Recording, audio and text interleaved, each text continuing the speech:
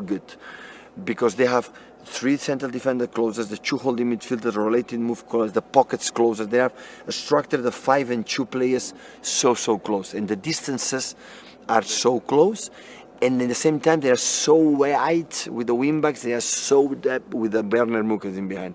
That's why you cannot be close, because they push you here, and a lot of good players in the middle, and that's why it's difficult to to face the teams like they want the ball and they want to play with the ball. And we try to do it since day one. We have a video in our channel. In our video today, we are going to analyze how Thomas Tuchel's Chelsea transformed European football, especially the impact it had on Manchester City, and why Guardiola's evolution in football last season was drawn from Thomas Tuchel's Chelsea. The defeat that Pep Guardiola suffered in the 2021 Champions League final to Chelsea changed his philosophy of football, and today we are going to look at some of the key elements in the Tuchel system that enabled this. Like, share and subscribe to this channel for more videos.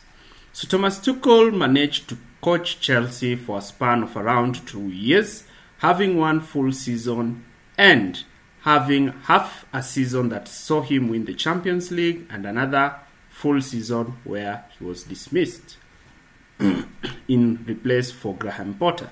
So we are going to analyze how Tuchel set his team up and how his tactics enabled him to transform football in Europe.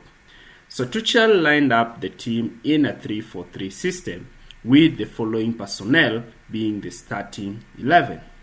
This 3-4-3 system was not the usual 3-4-3 system that you've seen with managers such as Conte and Roberto Martinez in Belgium.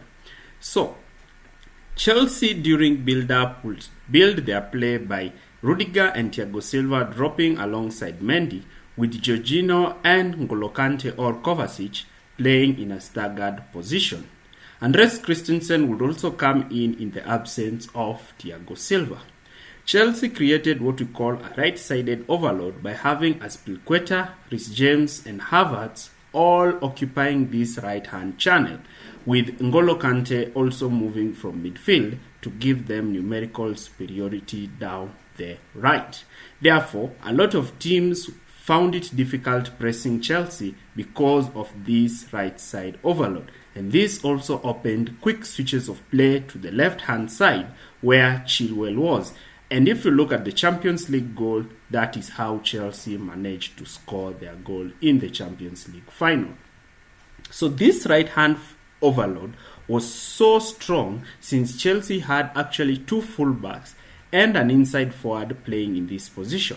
With Reece James' accurate passing ability, he would be able to play balls to Havertz or quick balls to Timo Werner, and therefore this created a lot of problems for teams which were facing Chelsea, and therefore most teams during this period decided to sit from Chelsea. This we saw Chelsea having more possession in games as a result of this hybrid 3-4-3 system that Tuchel employed.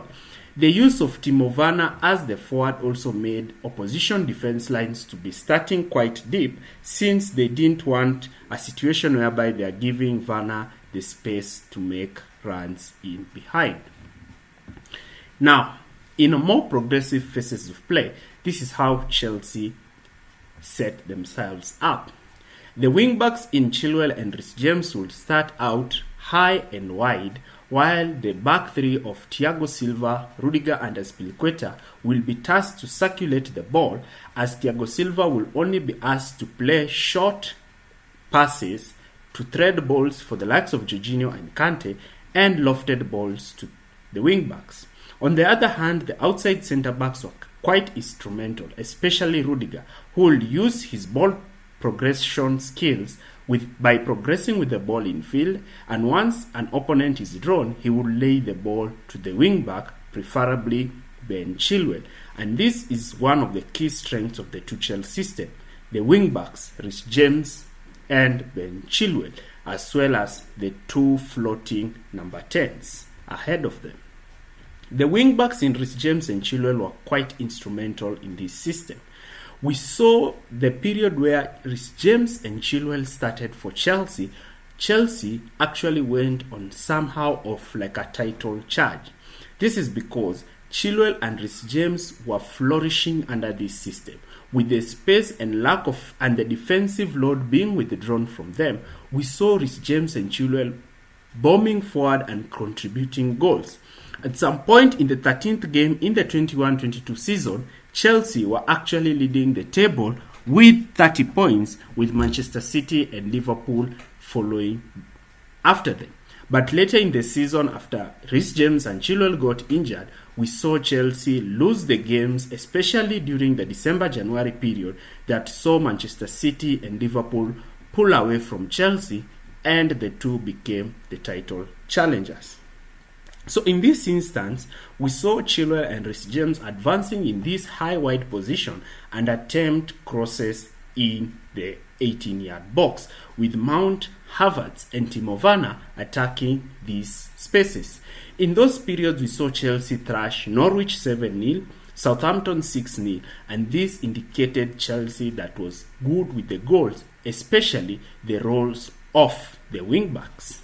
Now, we move on to another crucial area that Thomas Tuchel revolutionized in English football, and that is the twin sixes. How Thomas Tuchel used to call them the double sixes.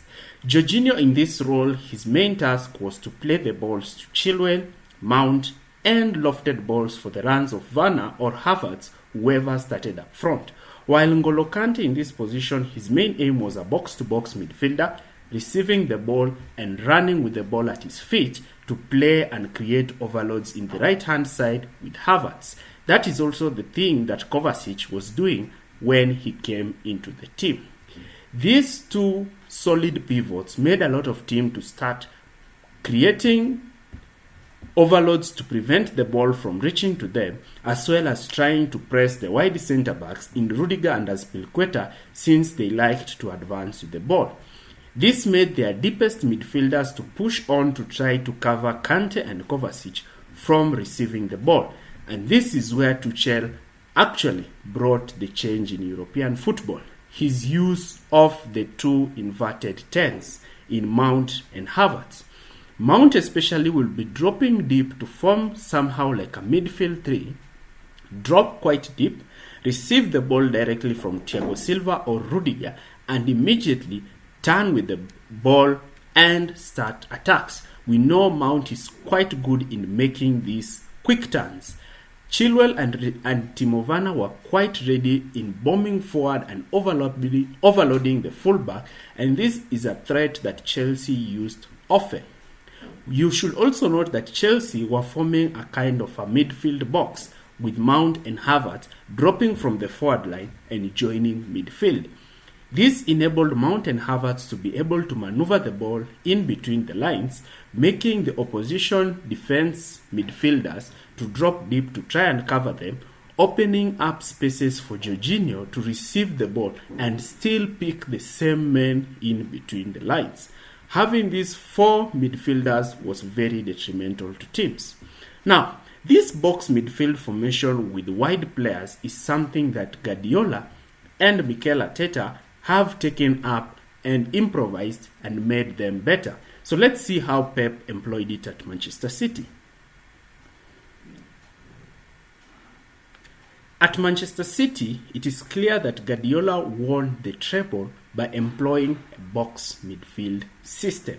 But the box midfield Guardiola employed was not immediate, since in the beginning of the season, Guardiola wanted to stick with the system he used to win the league in the 2021-2022 season by having Cancelo and Walker start as fullbacks with Stones and Diaz as the centre-back partnership. The introduction of Haaland enabled the team to have goals, with Grealish and Bernardo Silva holding the width. Cancelo and Walker would start as inverted fullbacks, playing alongside Rodri. This will now give Manchester City the Guardiola 2-3-5 system. But this system was not effective since it made Manchester City be vulnerable, especially in defense. This is how we saw Guardiola now starting with four centre-backs on the pitch. At times, Akanji starting as the right back, with Ake as the left back. Grealish and Bernardo Silva were preferred to hold the wide position rather than Guardiola deploying fullbacks, with Haaland taking up the center position. De Bruyne and Gundogan were the ones who were tasked to play in the Havertz-Mount kind of role, since they were the ones who were playing as the attacking aids in the Guardiola system. Now, here is where the change came. Rather than inverting both fullbacks in midfield, Guardiola opted to have a double pivot in midfield with Rodri, and this is how it happened.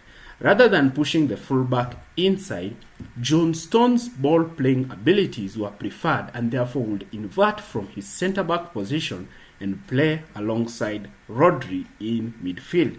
And this is where we saw John Stones excel last season. This saw Manchester City take up the 3-2 system with the 3 centre-backs and the 2 double sixes that Tuchel had employed at Chelsea effectively. This, complemented with the positions of De Bruyne, Gundogan and Jack Grealish, saw the Grealish and Bernardo Silva wingers preferred, and Gundogan and De Bruyne forming the box midfield, enabling Manchester City to dominate possession effectively in midfield, having players who are more better than those in Chelsea's midfield. This tactical philosophy by Pep Guardiola is what made him win the treble last season. And this tactical philosophy might be drawn from Chelsea's Champions League winning team, as Guardiola had admitted previously in the video. This system is giving Thomas Tuchel credit for the revolution he made, since the box midfield and the 2 attacking wing-back system is now being employed by most teams in Europe, though Pep Guardiola made slight tweaks to it and improved the system as a whole. Thomas Tuchel, the failure and the injury of Reece James and Chilwell is what weakened his system. Otherwise, his system was destined to succeed and mount a challenge against. This tactical tweak by Tuchel might be the reason why a lot of teams are employing the box midfield system. And this box midfield system, perfectly executed by Guardiola last season, saw him thrash Leipzig, Bayern Munich and Real Madrid on his way to win the Champions League for Manchester City. A system that has been perfected with the best players. My opinion still remains that if you don't have fullbacks who are key and strong enough to take on the opposition fullbacks 1v1, it is important you deploy wingers in this position. See how Manchester City have utilized this system. Also, midfielders who are good in playing with the ball in tight spaces are also important. Stay with us for another video. Subscribe if you've not subscribed. Like our video.